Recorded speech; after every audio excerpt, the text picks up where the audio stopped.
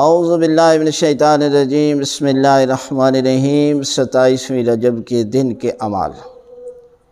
یہ دن بہت ہی فضیلت والا ہے اور یہ عید کا دن ہے۔ یہ بعثت رسول کا پہلا دن ہے کہ جس دن حضرت جبرائیل علیہ السلام نے آ کر اللہ کے رسول حضرت محمد مصطفیٰ صلی اللہ علیہ وسلم کو رسالت کا پیغام پہنچایا۔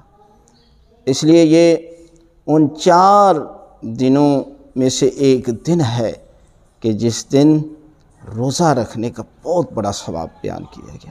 اس لیے اس کے کچھ اعمال ہیں۔ اس میں پہلا عمل یہ ہے کہ غسل کرنا۔ اس میں انسان کو غسل کرنا چاہیے۔ غسل بتایا جا چکا ہے جس طریقے کے ساتھ آپ نے غسل کرنا ہے۔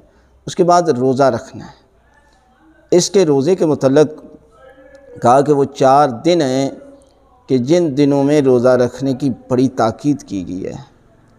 ان میں سے 27 رجب کا روزہ جو ہے وہ ہے کہ جس میں ایک روزہ 70 سال کی عبادت سے افضل ہے۔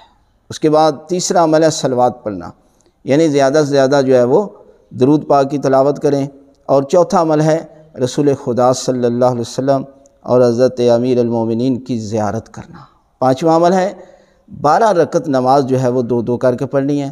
سورہ الحمد کے بعد کوئی چھوٹی سورت کی تلاوت کر لیں، اور دوسری رکعت میں بھی سورہ الحمد کے بعد سورہ توحید قل هو اللہ احد کی تلاوت کر لیں۔ یہ 12 رکعت 2 کر کے، اور اس کے بعد سورہ الحمد 4 دفعہ، سورہ قل اعوذ برب الناس 4 مرتبہ، سورہ قل اعوذ برب الفلق 4 مرتبہ۔ اس دعا کو 4 مرتبہ پڑھنا ہے۔ لا الہ الا اللہ واللہ اکبر، سبحان اللہ والحمد للہ ولا حول ولا قوة الا باللہ العلی العظیم۔ 4 مرتبہ اللہ اکبر ربی لا اشرک بہ شیئا، اور 4 مرتبہ پڑھنا ہے لا اشرک بربی احدہ، لا اشرک بربی احدہ۔ یہ ذکر جو ہے وہ اس کے بعد جو ہے وہ پڑھنا ہے۔